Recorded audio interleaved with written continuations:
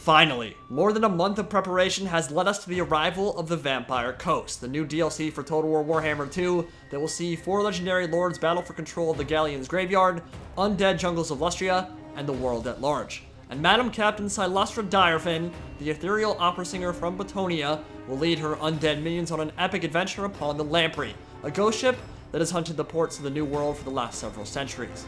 With a huge variety of powerful spells, including the ability to summon Vanguy's Shade Wraith and the tentacles of a starving kraken, the Siren of the Storms can paralyze her victims with hellish screams, eviscerate entire enemy formations with magic from the Lore of Deeps, and summon the Drowned Knights of the Lady to defend her when the need arises.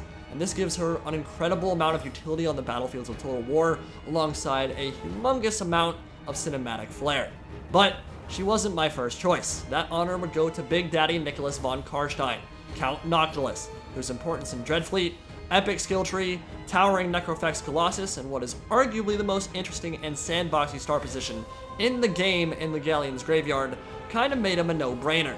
But that meant he'd be a no-brainer for everyone else, and I had no desire to compete with half the content creators on YouTube. So I've gone with arguably the most unique and possibly the least popular of the 4 legendary lords. A thick lady of Stromfells, Lord of Predators, who sold her soul for one last chance to sing before the Phoenix King and drown the world in a tide of undeath.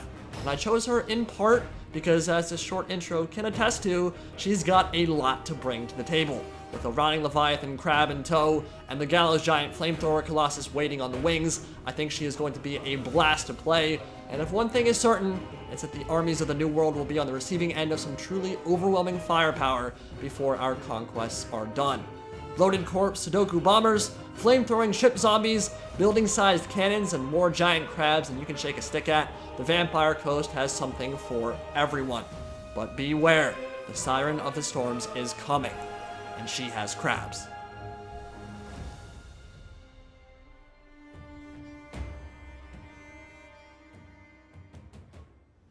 Oh, I have been robbed! My chance to perform for the Phoenix King stolen! But I will have my audience. My star is in the ascendant, and the world shall hear me sing again. With every tide my power grows. But even I must begin in humble surroundings. Men from the old world make their colonies in the south. They shall become willing patrons of the arts. My beloved drowned, loyal stagehands and understudies will need fresh material. For that, we head to the heart of the jungle, away from Stromfells and into the realms of the cold-blooded ones. A difficult audience. To the north and stronger tides, the New World offers opportunities for a budding starlet such as myself. There is treasure, spoils, and an ignorant yet keen audience. If I cannot sing for the elves of Ulthuan, then I shall dazzle their dark kin instead. I shall perform for the Dreadlords, for alliances, no matter how fleeting, can be made. But if they do not applaud, I'll simply take their realms. This is all just a taster, a pre-show treat to the real performance, for I will dominate the beast. The Merwyrm will be my prop to see Ulthuan's doom. Then I will sing to the elves and see King Finnabar drown! Hello my friends, I'm Mini Pride from Milk and Cookies Total War, and welcome to the Curse of the Vampire Coast, the new DLC for Total War Warhammer 2, and we're going to be jumping right in to a Cylostra Direfin campaign and drowning the world in a tide of undeath with this hilarious, this memey ghost opera singer who commands the Lamprey. And the Vampire Coast plays unlike any other race we have ever seen in a Total War game before. You are encouraged to play like a true pirate, to command the high seas, to sail all over the planet, and basically do whatever the hell you want. So you don't have to worry so much about empire building. You don't have to worry about creating this big empire with neat borders and defending the outskirts of your settlements and all that. You don't have to worry about it. We're going to be focusing on the lamprey, leveling this bad girl up, and killing everything in sight, raising, establishing pirate coves, being true pirates. Now, I was going to play a Count Noctilus campaign, and we were going to start in the Galleon's graveyard over here, but I thought about it a bit, and I realized, hell, everyone and their mother and brother is going to be playing this campaign, because Count Noctilus is the traditional, the quintessential vampire pirate. He encompasses everything that makes this faction so cool. He's got the spellcasting. He starts with the Necrofex Colossus. He is by far the coolest start position in the game in the Galleon's graveyard, where he can sail to wherever the hell he wants to go. So there's nothing bad about him. He's got an awesome mount, awesome skill tree. Everything about him is great.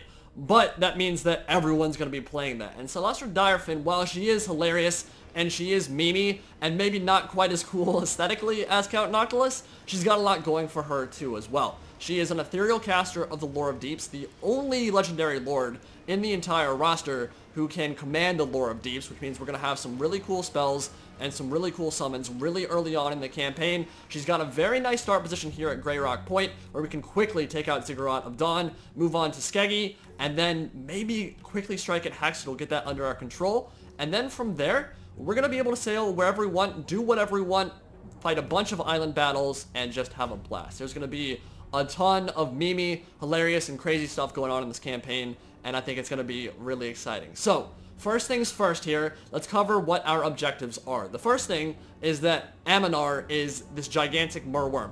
It's a monstrous unit from the Monstrous Arcanum from the tabletop. It was a supplement book, and this thing is huge, and it will basically sail into regions, swim into regions rather, and devastate them with storms and all kinds of mayhem and destruction.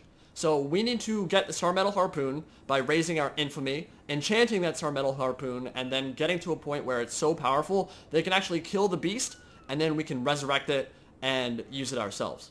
So when I say use it ourselves, I don't mean you literally get to control it. There's no Merwyrm that I'm aware of that you can actually control in the campaign, which would have been awesome, obviously. But we basically get to raise our infamy here and get right above Baron von Heasty at level 1, 10,000 infamy, and you gain infamy by establishing pirate coves, raising settlements, killing people, and fighting a bunch of the island battles, and getting these pieces of 8 that will unlock the regiments of renown that are scattered all throughout the map. Probably the most important component of this entire campaign, though, is upgrading the Lamprey, our ghost ship. And there's a very cool skill tree here. You can create the Star Metal Harpoon launcher, you can deal with growth, and basically increasing how great our settlement is here. And it's literally a mobile horde settlement that you can use on the high seas. So you can upgrade it while you're sailing around the map, you can recruit from it. It is your lifeline, it is your most important bulwark, your bastion, your home, your citadel, and it really does create an incredibly unique and interesting campaign experience that I'm sure we're going to be able to get to see very, very soon. So, first things first, we're going to take a look here, look at our star position, and figure out what we want to do. I think, because we start at war with Skeggy, we want to go straight for the Ziggurat of Dawn, take that out early, then hop, skip, and jump over to Skeggy. Very important settlement, founded by Lost Ericsson many thousands of years ago, and then move straight over to Monolith of the Fallen Gods, take out Skeggy once and for all, and then, once we have that kind of established as our foothold on the mainland of Lustria, we can pretty much do whatever we want. Maybe if Lord Mazdamundi, the thick toad boy, decides to move on up, move out of there, we can take Hexadal. That won't be an easy fight. But first thing first is obviously going to be, let's raise some dead, right? This is one of the coolest things about vampires in general, is that we can get a big army very early on. So we're going to get all these and get one of these beautiful bloated corpses, which are going to be, I mean, they are literally the memeiest unit in the game. They're super fun, though. There's some shenanigans that I'm going to show off very soon that will be incredibly entertaining to watch, I think. So we're going to raise them, and then we also have, this is very unique to Cylostra Direfin, is we have a Damned Paladin, an ethereal lord who has a pretty powerful skill tree. Nothing. We can easily get bonus versus infantry, enable frostbite attacks, get a ward save, a substantial one, and he actually starts with bonus first large as well. So we're going to move you in there if we can.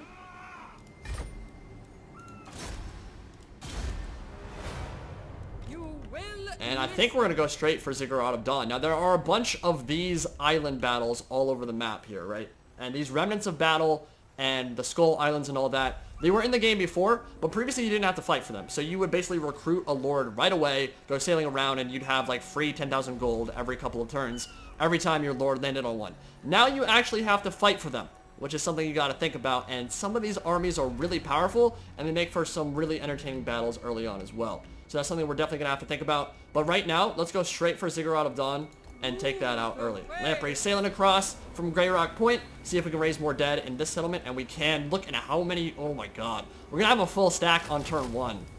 Which is one of the great things about the Vampire Coast. And that is a lot of armor-piercing missile damage. Bunch of zombie pirate gunnery mob. And let's get a few more for good measure, because we're going to be using all of it. We'll be using some bloated corpses for sure, but they always die in auto-resolve, as you might expect. They are literally automatic death. They only have 1,000 health, and when they die, they suicide bomb themselves into an enemy formation and just explode on impact, killing everything around them, and you can easily rack up like 200 kills in a single cast if you force the AI to blob up, which is what we're going to try to do. So we're going to get some more zombie deckhands, dickhands, as they like to call themselves. And now with a full 20 stack, very powerful one at turn 1. We don't have any gold left, but it doesn't matter. We'll take a Ziggurat of Dawn. And that's going to be a joke. I don't think that needs to be fought. So we're going to definitely get a battle very soon here, but that's just too easy. And you will notice very early on that our beautiful opera singer lady is going to make quite a lot of hilarious noises. She sings. She really likes to sing.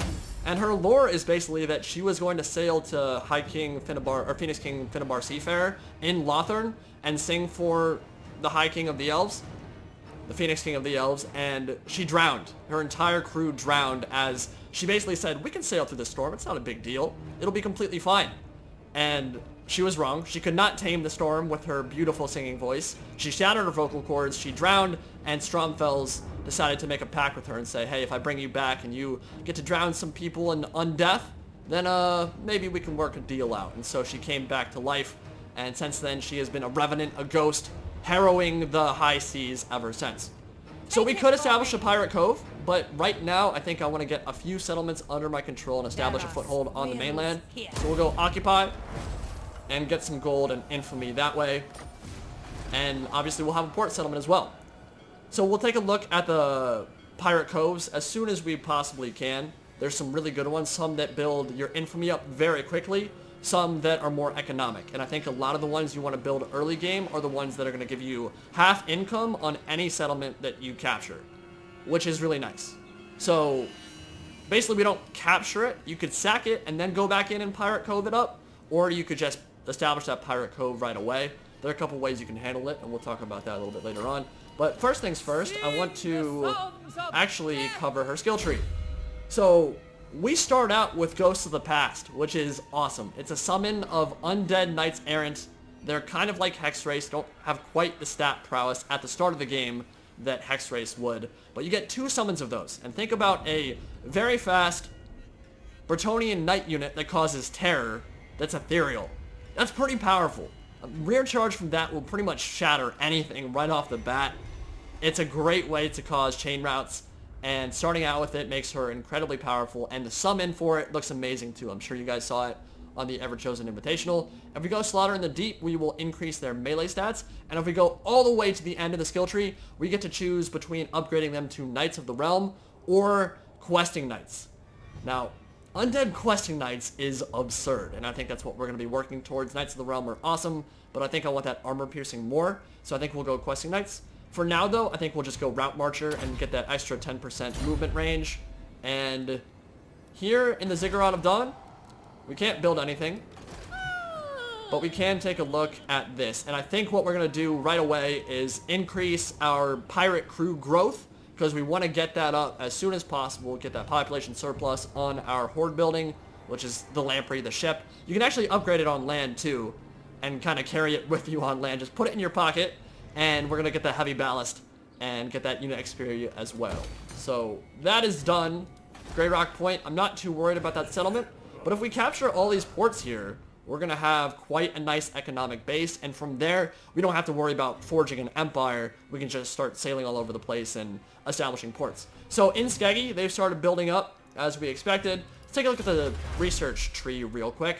I think we are going to go for command crews, but I want to take a look at the legendary admirals here, which I'm sure a lot of you guys have been looking forward to taking a gander at. And if we research this, we get immune to storm and reef attrition, which if you're sailing all over the map, very useful, right? Like incredibly important to have that, because you don't want to be sailing through maelstroms and losing like half your army that way. But if we take a look here, there are some legendary admirals. Burke Black is in there, the Twitch content creator, so he has made it in as well. At this point, I think now we have Party Elite, Turin, Total Biscuit, may he rest in peace, and then we've got Burke Black and myself, and maybe a few others that have gotten their names included in Total War Warhammer 2. So I think it's really cool, obviously, that I'm a part of it, that my name's in it. Very cool for Burke Black that he got his name in here as well, and he is obviously very heavy on the pirate memeing, so congrats to him. But if we take a look here, Dread Admiral, we got Two Toes Adley. I mean, each of these admirals are going to have some really useful abilities, some really useful campaign mechanics that'll make them strong, but you got to pay a lot of infamy to get them, to unlock them, and I'm not sure I'm really going to want to do that. So I don't know that we'll end up recruiting any of these. They're good, but I don't think they're good enough that 1,000 infamy is really worth trading off sometimes. I guess if you have like a huge surplus of it, and we'll see how that goes. But for now, I think we want to work on Raise the Masses, because raising that growth in all of our provinces will be very useful. I like getting increased income from ports. I mean, it's very, very nice. So we'll go command crews for now, raise the leadership of our zombie pirate deckhand mobs, and then there are a bunch of really useful things in this part of the skill tree. And if you go down here, it's obviously all about firepower. And that is what the Vampire Coast is really all about. Missile damage from long range. They sit still. They don't have a lot of maneuverability, but it doesn't matter when you can just shoot everything to death. And their extra powder ability, which increases their missile damage by 30%, and their AP missile damage, and their explosive damage, all of that by 30% when their ammunition is above 80%, means that their opening volleys are devastating, and it synergizes very well with the rest of their roster. So every single ranged unit for the Vampire Coast has that passive, that extra powder ability, and you will see it in battle with a little icon above their regiment when you're in battle. So for now though, we'll go command crews and work on Raise the Masses after that. And I think we're going to jump towards Skeggy real quick here, and I'll see you in just a minute. So we've got a battle brewing, my friends. Before we jump into that, I do want to quickly look at our faction effects, which we have not covered. The Mistress of the Deep is all about increasing your loyalty for new recruits. So there is a mechanic here that also exists for the Dark Elves and the Skaven, and that loyalty matters. And it actually does matter quite a bit in this playthrough, because think about what pirates are known for. You're thinking about booty and raiding and establishing pirate codes, that kind of stuff. But loyalty and mutineering is a huge part of that dynamic. And so, Cylostra, thank you for singing, appreciate it. I'm trying to talk here, girl. So yeah, the loyalty is a big thing, because a lot of them will try to mutineer. They will basically try to get a bunch of their dudes and just kind of go gallivant off and do whatever the hell they want to do. She is pretty good at establishing that, because she's got an iron fist, and she's like, look, if you guys try anything, I'm going to drown you, and I'm going to make you hurt. She's kind of got that domineering prima donna attitude, which is cool. So we've also got upkeep reduction for Sirens, which are the kind of the spirit host equivalents that are a little bit better than the vampire count alternative were in the tabletop. They're actually quite good as a frontline troop. Don't know how many we're going to recruit this campaign, but certainly we're going to get some of them. And then Morngulls, which are not amazing. They can work really well against some factions, against dwarfs, against ones that don't have a lot of mobility or a lot of cav. They have low armor, but they do have the hunger, which means they regenerate in combat. And it can be very fun to do like full Vanguard builds with them, as you might have seen in the Everchosen. So we're definitely going to try that out with some of our armies, and recruitment cost is lowered for those as well. Not quite as good as 0 upkeep Necrophax Colossuses for Count Noctilus, but that's still alright. What we're going to do right now is move our way towards Skeggy. So I think we might be able to, we're not going to be able to pop into I think because we're not going to be able to attack Skeggy on this turn, which is unfortunate because they're going to get a few more units up, we can go into dig for treasure. So this is another mechanic. Failed instantly. Come on, girl. So, yeah, this is a new mechanic in the campaign where you basically look at these verses and you say, okay, there's a big question mark on this part of the map. Maybe I should do some digging here, and we might be able to find something if we do. Failed on that turn, but if we stay in digging stance, we can maybe get some gold, get something that will be useful for our campaign overall. And if you look here, it says, following this verse does not make you a pawn. Simply look south to the highest point of dawn, which pretty sure that is hinting directly at the Ziggurat of Dawn. So we should probably go in a digging stance over there after we've beaten up on Skeggy, but we want to make sure they're gone off the campaign map and destroyed as a faction first. So next turn, we will attack Skeggy, get our first big battle of the campaign, and I'll see you there. Applaud! Applaud, you plebs. Bow down to your mistress. So we're going to go into technology, get raise the masses, and then it's time. Let's go straight into it. Let's get at Skeggy right now. This army is going to be way too much for them. I mean, like, look at the auto-resolve. Obviously, it's going to be like, oh, you're attacking a settlement. There's no way you can win, bro. But they're not going to be able to deal with this. I mean, well, if we get lucky, if we get a big bloated corpse explosion off, we can probably kill like half the army if we do it well. So I think the game plan here is send in Robert Bartholomew, which we'll definitely be renaming very soon. In fact, I think you guys should name it. So in the comment section below, if you guys have a preference on what you want me to name him, let me know. I'll try to think of something myself. But yeah, I mean, it's not a very scary army. The two Marauder champions are going to be an issue for our zombies, obviously, but we've got a ton of gunners. We've got the Morgul's, we've got the cannon. We've got all we need. Let's quick save it right now, and I'll see you on the battlefield. You may not like it, but this is what the ideal human form looks like, or ghostly, spectral, ethereal form looks like. She's got her flabellum, flagellum, I don't even know what it's called. She's got her mirror. Prima donna in the flesh, or I guess ectoplasm, I guess you could say. There's some serious ectoplasm going on right now, and you even got the electricity going. I mean, look. She's crazy looking, man, and she's Lore of the Deep caster, which means we're going to get to see a bunch of new spells that you have not gotten to see very much of. We saw Vangeist's Revenge in the intro.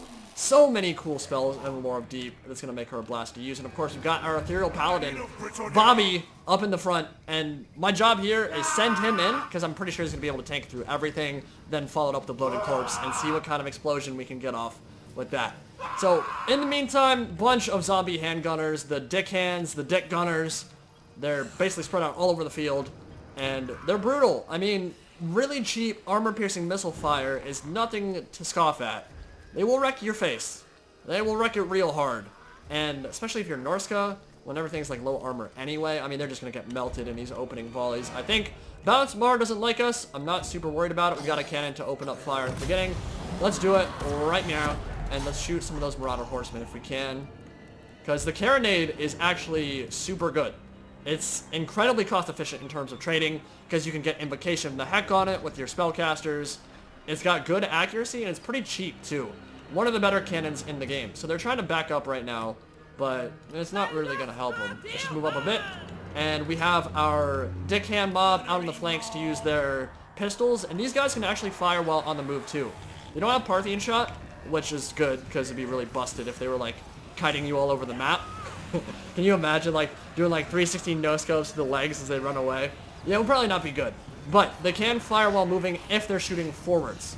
So they can be very useful against Norscan Marauders and that kind of thing. And looks like we are in range now, so let's get rid of some of those armor... You know what, let's get rid of the champions. Shoot those champions, and make sure that our gunners have good line of sight. There's a hill there that I don't really want to deal with, so we'll move away from that. And as soon as we start firing with the cannons, they're going to start moving up. We'll just reposition a little bit further back. And get ready for the hurricane that is about to come my way. Let's take a look at the Morgul's. Now, I don't know how they bite stuff, because those are some floppy vagina jaws that really don't seem like they'd be very effective at chomping down on anything. At the same time, though, they will rip up armored troops. They've got armor piercing and bonus versus infantry, so they're tailor-made for fighting stuff like the dwarfs. Problem is, they're just very squishy. I seriously don't know how they bite stuff down, though. Like, literally, that jaw can't lock. It's just flopping around all over the place. Alright, cannon. Murder them. Murder those Marauder champions. They're going to take some damage early on. Move up Bobby.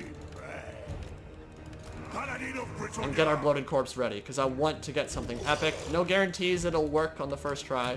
The AI I've found is actually exceptionally good at punishing them. They will send like Great Eagles and the Marauder Horsemen or whatever unit they have that's good at countering it straight for the Bloated Corpse and try to kill it early, which gets really annoying, but I mean it's smart. It's obviously really smart from the AI there. Bloated Corpse, take a look at him real quick. God, that thing is terrifying. Just an ogre with a sword through its face, arrows all over its body, bloated beyond recognition. Absolutely disgusting, foul monstrosity. Let's get some zombies out on the flank. They're flanking me hardcore, and then let's open up fire into the Marauder champions, which they have the missile block chance, which is going to be not ideal, but we've also got Tide Call. I'll put this into slow motion real quick so we can show this off. See what kind of damage that does. Is she in range yet? She might not be in range yet. Alright, let's recast that. So this is Tide Call. This is usually pretty good against low armor infantry. It'll do more damage obviously over here. And look at that, just melting. Just covered by a wave. Obviously some of that was the missile fire that was coming in as well. But yeah, that was useful. Alright, Bloated Corpse time. It is your time to shine. The opening battle here, I'm just showing stuff off, so we'll play it in some of it in slow-mo so we can make sure that we catch everything. Most of the battles I will not use slow-mo at all, just because I don't really like playing in slow-mo, and I think it takes away from the aesthetic a bit. But right now, to use the Bloated Corpse to get that first beautiful explosion off, we gotta do it, you know. Alright, and let's give one of our gunners a spiteful shot as well, which increases their accuracy substantially. That's one of the bad things about zombie gunners. They're not particularly accurate. Let's fight out on the flank. Get a zombie there to make sure that the Marauder Horsemen don't run it over in the back lines. Bloated Corpse, it is your time to shine! I hope you don't do damage to my Bobby there. That'd be not ideal. Alright. Get away, get away, get away! No! Run into melee. Run, run, run! Run away! Alright, we got this, dude. This is gonna be glorious. Oh my god, it's gonna be so glorious. We're gonna get a huge FPS drop when he jumps in, but it doesn't matter. Look at this thing. It's happening. This is the dream. This is what the Vampire Coast was made for. And death and destruction has come to the Norskin line. The combo is real, ladies and gentlemen. And it barely did damage to Bobby, too. And, I mean, it just instantly breaks them. Like, I don't know exactly how many kills that got, but we can see this carnage unleashed by him. And that was mostly the Bloated Corpse. So, yeah, that was pretty good. I'll take it. We're going to retreat our gunners and go back into normal speed. Let our zombies go into fight. Shoot them. And Cylostra, let's get you another Tide Call. So they're being smart. They're actually running into melee with the zombie gunnery mob. But the cool thing is that really none of these losses are going to matter as long as it's not the main unit. It's like the Morngul's. Because it's all going to come back the next turn. We can just summon them again. It's really not a big deal if we lose stuff. So Cylostra, you can get in. You know what? Let's get some of our cab down. And I'm going to show this in slow motion as well. Look at this summon. Look at this summon. So the Knights Errant are going to just pour out of this rent in reality. And the ocean will open up. The Sea of Serpents will open up wide. Give us some damn Knights Errant, which really don't have great stats. But it doesn't matter because they cause terror. And you rear charge with them, they're going to absolutely slaughter stuff. Basically cause everything to fear route, terror route. And it is a glorious thing indeed. So let's get them around the flank and kill these Marauder Horsemen who are going to rout as soon as we charge in. Watch them go to work. Just run them over. Just completely run them over. And terror cannot be underestimated in any Warhammer game. It is so good. You do have to worry about the cab out on the flank though. And you should probably retreat. Alright, we're murdering this stuff. Rear charge those Marauders here. And Cylostra, you need to keep casting your stuff. So where's a good cast here? Let's summon the... See, that's a bug. That should have... Yeah, it didn't put it on cooldown for some reason. So you gotta click it twice. I'm not sure what the deal with that is. What? We're losing some stuff here. No biggie. Send him back to the center. Let's see what this can do against Cav. Morngul's need to get the hell out of there because they're starting to take a beating. How are the Sirens doing? Sirens are fine. Warngul's not so fine, so I'm gonna come rear charge these guys. Keep shooting. Yeah. And let's see if we get a slow aura. This is an incredibly good ability. Just lower the movement speed and melee attack of anything around us. The gun line is strong right now. Shoot those Marauder Hunters. Actually, shoot the Marauder Horsemen. None of our zombies are going to trade cost effectively. It matters not.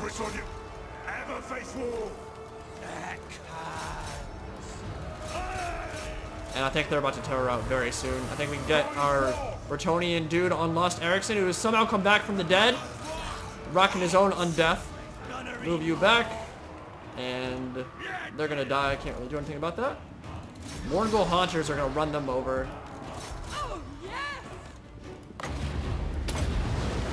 And I want to see that as soon as we get into combat, as soon as we close that gap there. Sirens are beasting it up to 81 kills. And Enflayed Fire is working out pretty nicely right now. We'll do some zombie pirate handguns. Chase them down. And do we have that second summon up? 20 seconds. Give you some better accuracy. Close into melee. Warngul's, see, they're not that fast. Like, 45 speed is really not that impressive. Enemy Lord is dead. Cannon still firing. We're shooting to them now. Good work, boys. Come on, Warngul's, you can do it. Eat them. Snack on them. Feast on them. That's a terror route. That's a mass route. Army losses penalty kicks in. They are so lethargic right now. I can imagine how hard it is to not have legs. I mean, no, I can't, actually. I really don't want to imagine that. That sounds terrible. But these are cannibals. Basically, anyone who turns to cannibalism on the high seas, betrays their comrades in arms, has the potential to get mixed up with the wind of Shaiish, the wind of death, and start kind of turning into something very, very, very, very horrifying. And there are a few things in Warhammer that would be more terrifying to see than a pack of Warngul's just so unnatural looking, running after you and trying to murder your face. Because you're not going to run away from them, at least not very easily. I don't know about you guys, but I can't run faster than 45 move speed in Total War Warhammer. I'm not that quick. Alright. Well, a glorious victory. Well, it took some losses there that we really didn't need to, but none of the stuff that mattered died. That's the downside of doing the close-up stuff, but no big deal at all. End battle, and I'll see you back on the campaign map, and we'll probably be able to raise all that dead back very, very quickly. So that will be Skeggy under my control. Very important bastion in Lustria. Nice little foothold to establish there, where all the a lot of the colonists from Sartosa, Enthidlea, and Astalia, and a lot of the people that are coming to the New World come here because it's a port for basically any human that wants to do whatever they want to do, but no longer in human hands. It's in the undead hands now. And our bloated corpse, may he rest in peace, 102 kills with that single explosion. I will take that all day. Those Marauder champions, so was pretty nice. And again, I don't think we're going to establish Pirate Cove yet. We will do that soon. But for now, we want to make sure Skeggy are just gone off the map and that our enemies, our mortal adversaries, are no longer around. So we will occupy, and we will get the Curse of Eternal Service. Tales of crew who serve under undead pirate captains state that they were press game to remain under their sway, not just for decades, but forever. Alright, so let's take a look at what that does. A lot of cool rights here. Obviously, the Queen Bess one is going to be the first one we try to go for. We can only get it once Cylostra gets to rank 12. Gives you really nice casualty replenishment rate, but more than anything, gives you that gigantic cannon. You saw it some in the Everchosen. It can obliterate stuff. It's not going to be amazing in multiplayer. It can be, I think, a niche pick. I think it actually can work in some matchups if your opponent isn't expecting it, for sure. But it will get wrecked by enemy cannon batteries and by opponents who know how to counter it, but the AI never will. And so when you go into a siege battle and just let that thing fire all its ammunition, you're talking like 150, 200, 250, 300 kills pretty easy. So, very nice stuff. Cannot wait to get my hands on that. But for right now, Curse of Eternal Service is all we get. We can increase the loyalty of our other admirals when we recruit 2nd or 3rd or 4th armies. Loyalty will not decline for them, which the only way to increase their loyalty is by doing whatever their special trait is. And I'll show that when we raise our 2nd army. And then public order across all provinces, which is also pretty nice, but not too worried about it right now. We are going to be dealing with some rebellions because we're going to be moving fast, being very aggressive, which means we'll have to be scooting and shooting around and probably retreating to capture some settlements back. Because our garrisons are not very good. They're zombies. They're trash. They're absolute trash cannons. But that's fine. So, Skeggy is under my control. Ray's Dead is available, so we'll get some of those back. And then next turn we'll get more. Take a look at this. And I think we want to get Denizens of the Deep very early on. Because what it does is summon some Rotting Prometheans. Armor-piercing crabs. Crab people. Crab people taste like crab, talk like people. And they will smash stuff up with their pincers. AP on them is super nice. And they're free. I mean, Cylostra can summon so much crap in an enemy back line, which is part of her appeal. So we're going to be working towards that very soon. Casualty replenishment rate will also be really nice. Working towards Watery Graves, also very good. But for now, I think we want to work more on the Lore of Deep skill tree. So we'll do that and get Denizens of the Deep next. And for you, my friend, Capable. Nothing. Let's think about maybe giving you some frostbite attacks, eh? Melee defense is very good for an ethereal lord. We don't want them to get hit at all. Melee defense in general is better in Total War Warhammer than melee attack is. It seems to be weighted more in combat. So things that have melee defense that you want to survive, melee defense is always good. So frostbite, melee defense, very nice. And then next thing, probably move on Monolith of the Fallen Gods. Take a look at our lamprey for now, though. Let's upgrade the lamprey to an officer's cabin. And we'll get some infamy from that, I believe. Captain's cabin is what? Is that third? Yeah, third one. So we'll do that next. And after we've taken Monolith of the Fallen Gods, that's where things are really going to open up. I'm thinking Hexadal, but it's going to depend what the thick toe to the stars does, right? Mazda Mundi, he's a sneaky one. If he goes up towards Mirror Pool of Tepak or Chotek's Causeway, we can kind of sneak our way in. If he garrisons Hexadal, there is no way we're going to be able to take that, and we'll probably just avoid fighting him until we have an army that can actually take it. But if I can snipe it out early, it'd be nice, because the garrison on it isn't incredible right now. The longer we wait, the harder it might get. So we'll see how that goes. Alright, so Ratmech has grown some balls here and decided that he wants to squirt some Fear Musk all over Ziggurat of Dawn. That's cool with me. He's decided to attack. It's a joke. I see no reason to fight this because we have the garrison and the full army. And we have Sam Jackson. That was his name when he spawned in, a Morngul Haunter. At about turn 8 or so in your campaign, doesn't matter which Legendary Lord you play, you will get the choice to summon either a Gunnery White or a Morngul Haunter. And the Haunter is, I mean, it's brutal. You guys saw it in my matches with Pippington. It can run over factions like the Skaven or the Dwarfs if you use them well. High mass, high weapon strength, armor piercing, bonus versus infantry, magical attacks. It is a monstrosity. And it causes a slowing aura, like a chilling aura around it that prevents stuff from running away from it. So, I mean, it's a beast. And it causes terror, of course. Perfect against Skaven. We'll use it a lot this campaign, and you can really send its stats into the stratosphere with its yellow tree. So, lots of cool stuff coming from him for sure. He's going to consistently get like 70, 80, 100 kills a battle, especially if you're going up against the right factions. But more than anything, we can use him to just blob stuff up and then Bloated Corpse it to death. So we did lose our Bloated Corpse. Of course, that's going to happen every single auto-resolve. There's nothing I can do about that. But in the meantime, we can get some gold or some unit replenishment. And right now, just get some gold, because they're going to replenish very well in the settlement anyway. Now, while that's going on, though, we have been attacked in Skeggy. No. Can that army actually win? Yeah, I think so. I think we might lose. Oh, I don't want to have Skeggy raised right away. That would suck.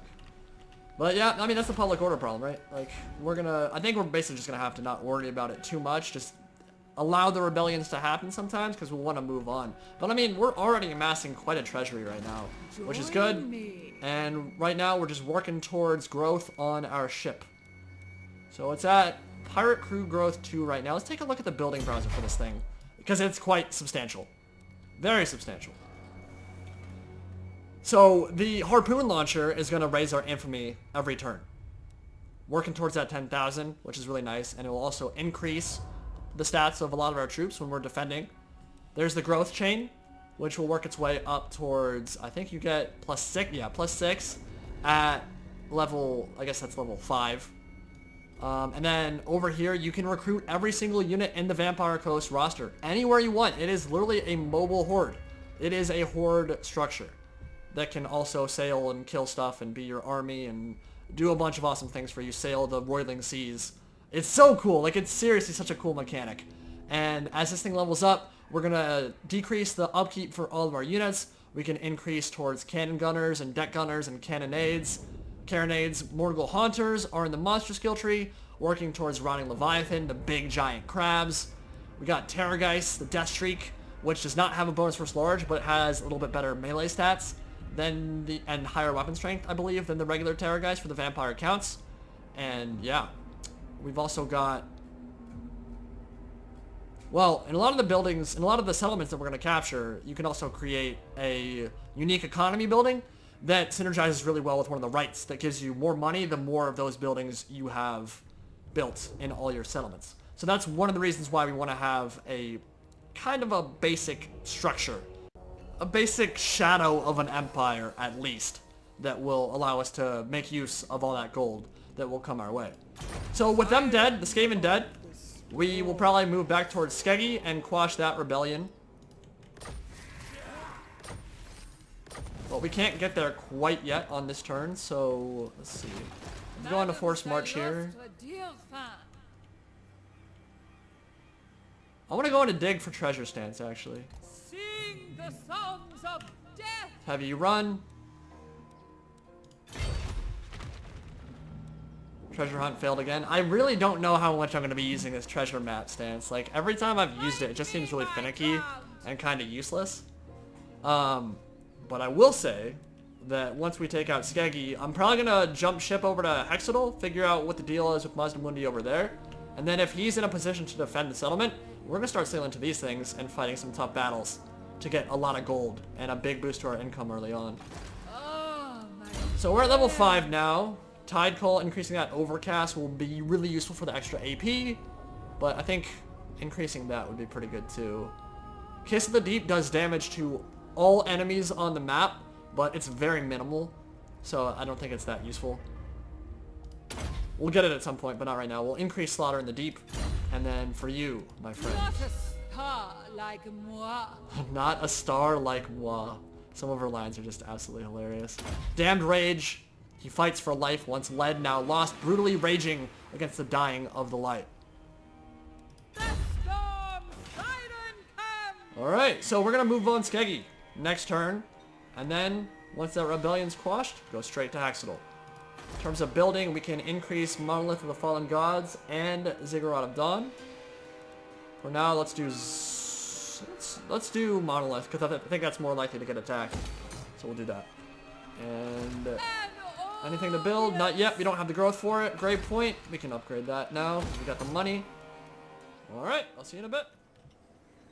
Alright, so 2 important things are about to happen. For one, I have just recruited my very first Vampire Fleet Captain, which are the hero versions of the Admirals. And they have a trait that I don't believe anyone has shown off yet that will be an incredibly important component of this campaign.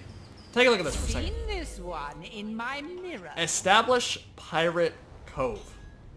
You can literally have your heroes go around and establish coves in some of the most important settlements on the map.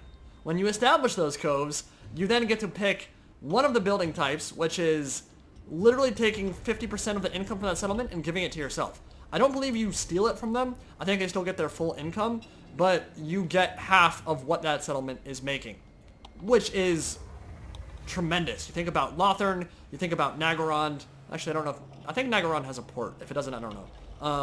It doesn't matter. Any amazing settlement that has a port that makes a lot of money, that makes over 1,000 gold, 2,000 gold, some even get to 3,000 or higher, you can siphon half of that for basically free. Now, when I say free, it's not really free, because when you sail her around and establish that cove, it is very expensive. You have to pay like 4,000, 5,000 gold to even establish the cove. But when you think about doing that in a settlement like Lothern, that will very quickly make itself worth it for you anyway. So we're going to be using that a lot, and when we increase her level, we can make the cost of that go way down too. So we'll be using that for sure, and it'll be one of the ways we can establish pirate coasts without actually having to worry too much about actually fighting or conquering some of the very tough settlements to take. Now, the other thing we're going to do right now is move on this mysterious island. And I believe this is the kind of island that we actually have to fight a battle for. I don't know if I'll be able to fight the battle. We'll see. It might be one of those ones where they're like the army's too strong for our early game army, but I think it'll be cool to check out. So let's see what we can get from this.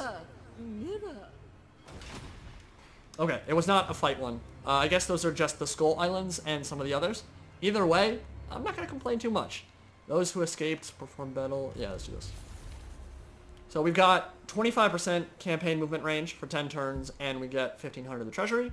So we should definitely do some scouting on the high seas, I think.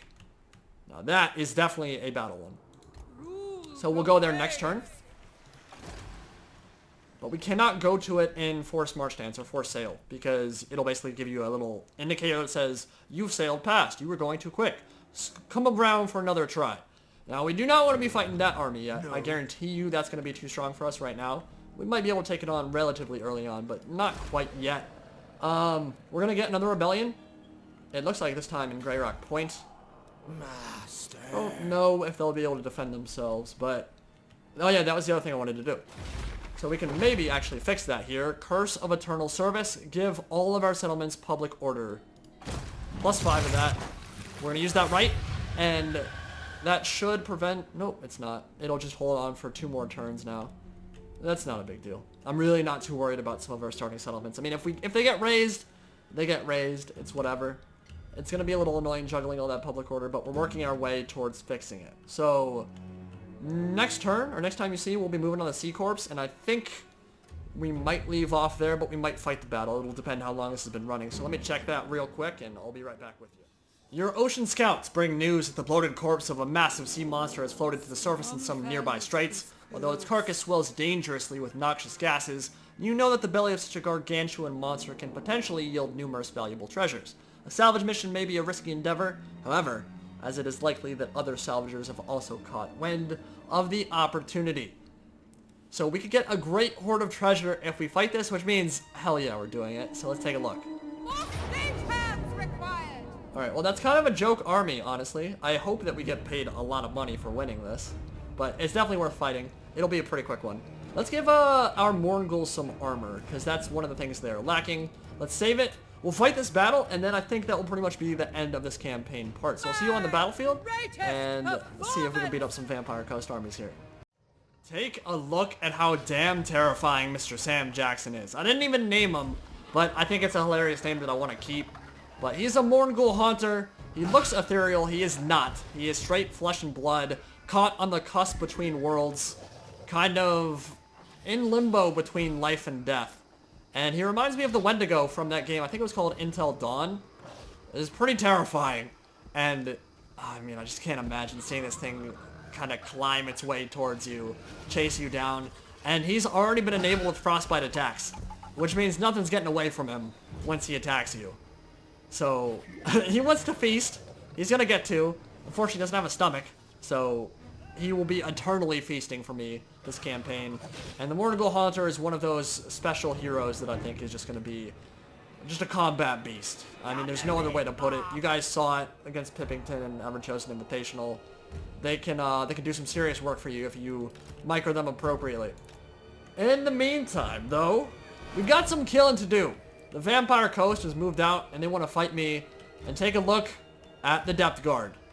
They are also incredibly powerful units with the hunger. They regenerate in combat. The best way to kill them is shoot them to death and avoid them completely, because they will mulch through your zombies. They will slice their way, lawn mow their way through pretty much any infantry you have, unless you have a lot of AP. So you need AP or sustained missile fire to kill them. God, they look so badass, dude. I love their models. So cool. Berserker infantry, rocking a seriously amazing vampire aesthetic. Definitely one of the coolest additions in the roster. And I'm going to shoot them to pieces, because I don't want to fight them. And in the meantime, we can move them up, move up the main line of guns, get you out of that control group, and move up the rest of the army.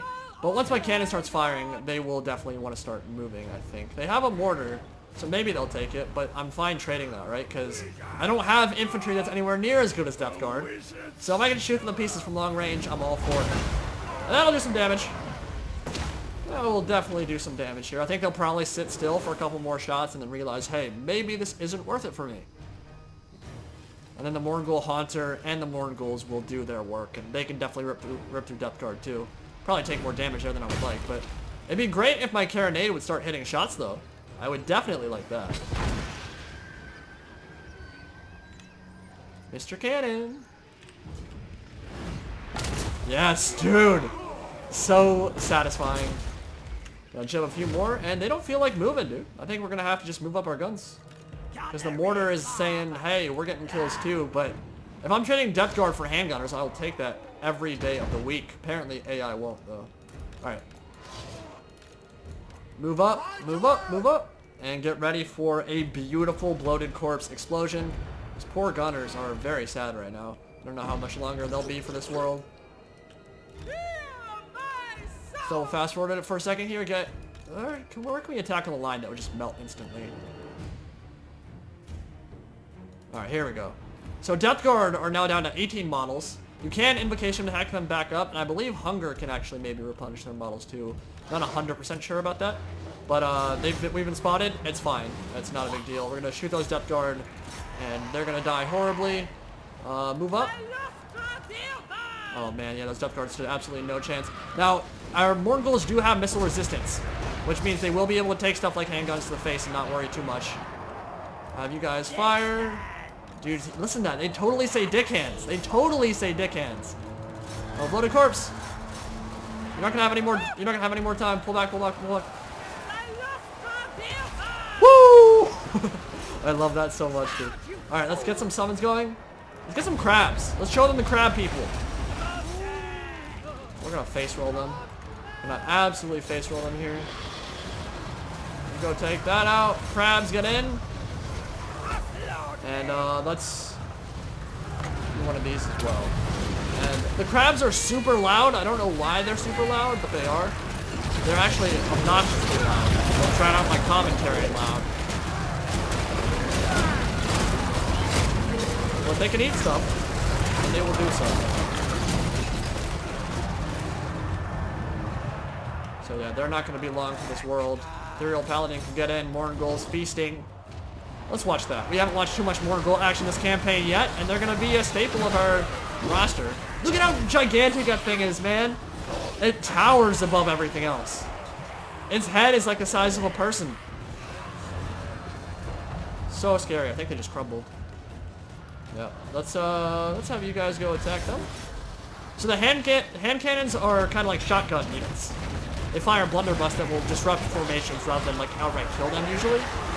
They're not amazing, but they can be good in some gun mine builds. They're not going to be around for very much longer, though.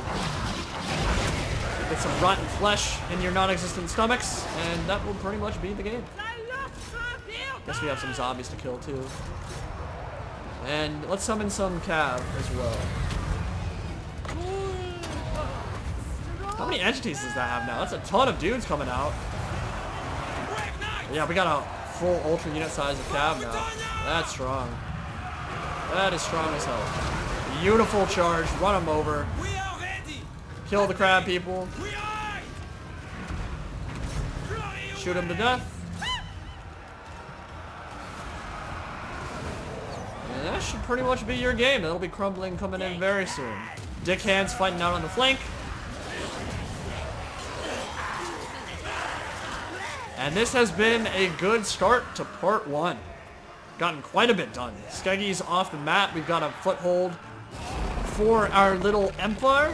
And after that, get the lamprey leveled up, start sailing the Serpent of Seas, start getting that built up. And there are going to be a lot of really cool battles incoming because I think we're going to get our economy going real quick, which means we'll get the really cool units really fast as well. See you back on the campaign map, and then we'll end it there. Already rank 7 with Cylostra Direfin, or Direfin as she likes to call herself. Majesty. We can get some extra gold here. This plunder is for all. I think that's the play. 6,000 gold for that bunch of bonus experience. I'll take that. I will take that indeed. So we've got almost 14,000 gold in the treasury already. 1,200 a turn. At the end of part 1, we can level her up, and we can actually get our questing knights too. And I don't think there's any question in my mind that I want to go questing knights here. Wow. Already. Turn 7, or rank 7.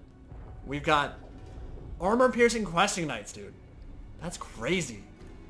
That's exciting. Unfortunately, we can't get Grail Knights, but I'm not complaining. And we'll take a look at a deeper look at our skill tree in part 2. For now, we'll level up these bad boys real quick. Give them Stoic Death. Actually, Replenish Troops is really good too. We'll go with that for now. And you, Sam Jackson. Thank you for your contributions last battle. 10 bonus versus infantry. That's so good. So is a ward save, but we'll do that for now. All right. So the Lamprey will sail back. We're gonna go check in on Lord Mazdamundi before the next part starts. I should have part 2 out on Saturday. Part 1, of course, will be out on Friday. You'll see it tomorrow.